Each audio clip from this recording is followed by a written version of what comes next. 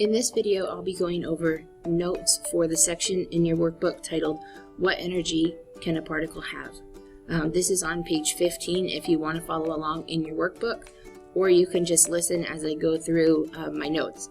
The expectation is that you are also taking notes. These notes would be helpful if we have a short check-in quiz on Thursday. That way you can use your notes as a support. So just as a reminder, the expectation is you are taking notes on remote days. So besides my workbook, I also have some notebook paper here. You can use regular paper, computer paper, graph paper, whatever you feel comfortable with. I'm going to use a blue marker so that my notes show up really well. You should probably use a pencil in case you need to erase anything. And I'm also using a different colored marker to underline important sections and vocabulary words. If you have a highlighter at home, you can use a highlighter instead of a marker. Even a colored pencil would work, a colored pen, anything that helps you to visualize the important concepts and important headings on your paper. So let's get started. At the top of my paper, I'm going to write the title of my notes. So this section again is called What Energy Can a Particle Have?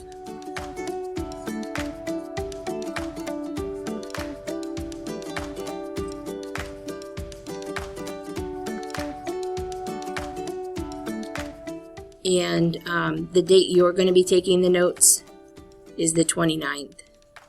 So you can put the 29th on there. The beginning of page 15 just summarizes a video we watched at the beginning of the module. So then on page 16, we start to get into notes. This section is called Energy and Temperature. So I'm going to put a heading on my notes that lets me know that I'm starting a new section. So I have Energy and Temperature. I like to write my titles in all caps, but you don't have to. So Energy and Temperature. And since this is an important heading, I'm going to take my other marker and underline it so it stands out. Again, you can use a highlighter, colored pen, colored pencil, anything that you have. So basically what I did was I went through your workbook and I jotted down some notes that are the most important facts in the text. It's not always helpful to have to read through the entire text when you're learning some new concepts, so I just took some brief notes. In one of the labs that we did, the simulation on page 12 and 13 involved heating neon. Or exploring the particles in neon, and we could have heated it or cooled it. So this connects with the energy and temperature because as you heated the neon, the particles started to move faster. And that's this concept of how energy and temperature are related in terms of particle movement.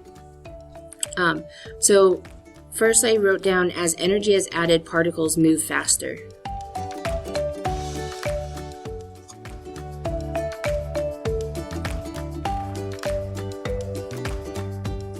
Don't forget, you can pause the video at any time. If you need to stop and continue writing things down, that's totally fine. You could go at your own pace. So as energy is added to the particles move faster. This is because of something called kinetic energy.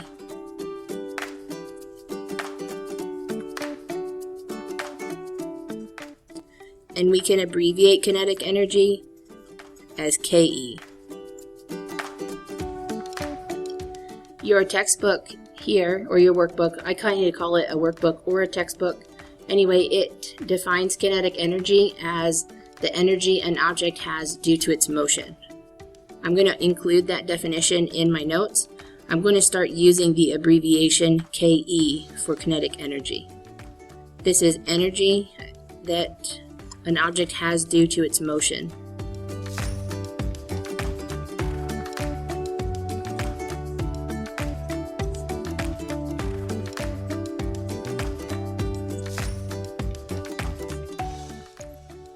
So this would mean that if the object is moving faster, it has more kinetic energy.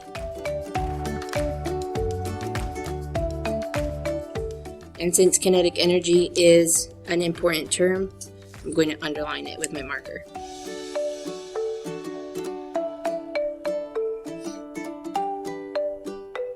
So kinetic energy is related to temperature because the more kinetic energy you have, the higher the temperature.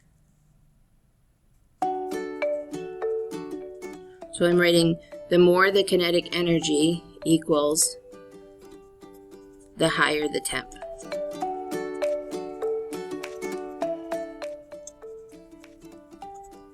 That brings us to the definition of temperature. Make sure that you spell temperature correctly. There is an A in there. Don't forget, you can pause this at any time. Temperature is the measure of the average kinetic energy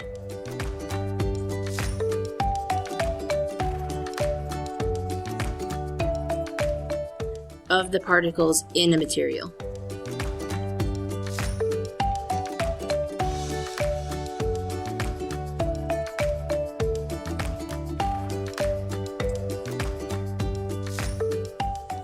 And again, since this is a vocab term or an important term, I'm going to underline that.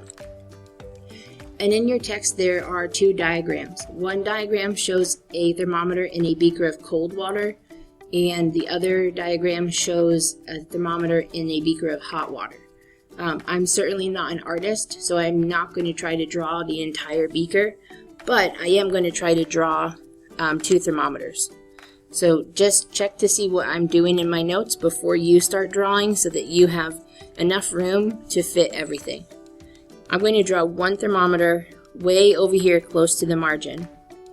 And again, it's not going to be perfect. So I draw my thermometer by making two parallel lines and connecting them at the top. And then on the bottom, I try to draw a circle.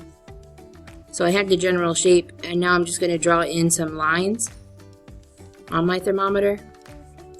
This is the thermometer that's in cool water. And I'm going to draw in the line on the thermometer really low. Then about halfway across my page, I'm going to draw another thermometer.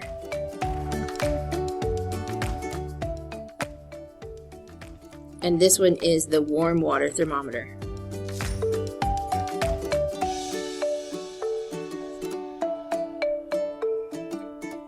For this thermometer, I'm going to draw the level really high. And I can use my colored marker and color this in to represent that one temperature is low and one temperature is high. I needed to leave space because I'm going to write a few notes here and a few notes here. On this side, my arrow is pointing down at the temperature on the thermometer. This thermometer has a low temp. That means that the particles in the water have a low amount of kinetic energy and slow movement.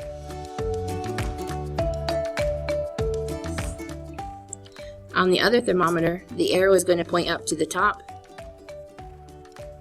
This water would have a high temp. The particles in the water would have a high amount of kinetic energy, and they would have a fast movement.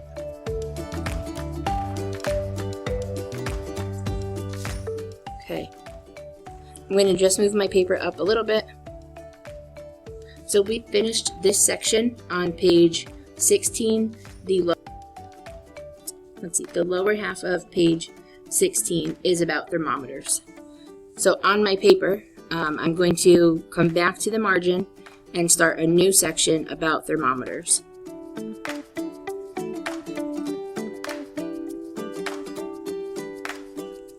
Since this is the title of a section, I'm going to underline it. And you probably already know that we use thermometers to measure temperature.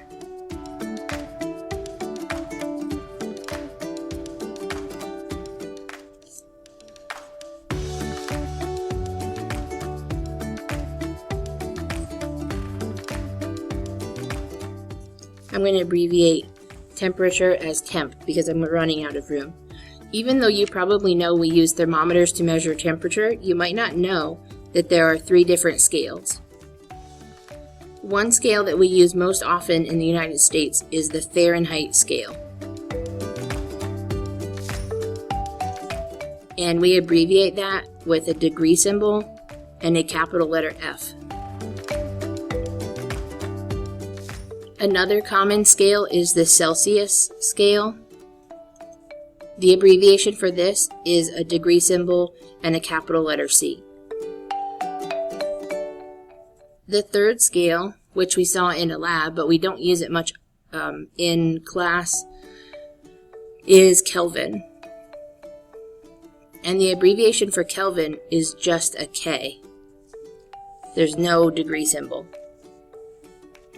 So let's write down a little bit of information about Kelvin. The Kelvin scale was developed to find something called absolute zero.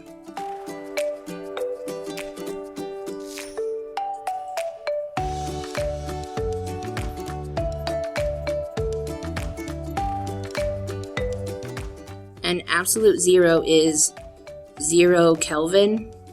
That kind of looks like OK, so I'm just going to draw a slash to represent that that's a 0. So absolute zero is a special temperature when all particle motion stops. So even though in a solid we saw in that simulation that the particles were still vibrating and shaking in place, if we could cool that particle down to absolute zero, all of the particle motion would stop. So even though Kelvin was developed for this purpose, it's actually never been reached.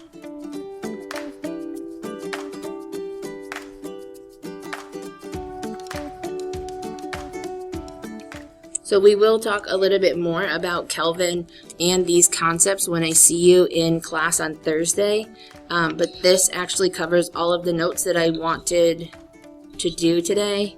So it's just one page, one quick page.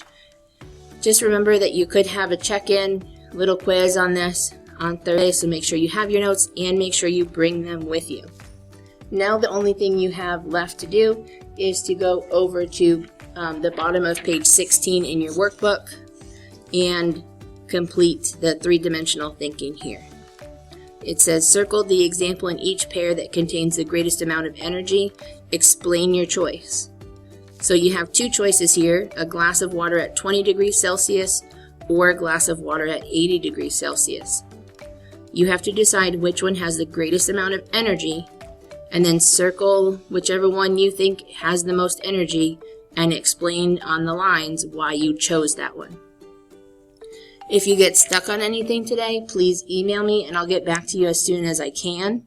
I do have students all day, but I might have a few minutes in between activities where I can email you back. Okay, have a great day.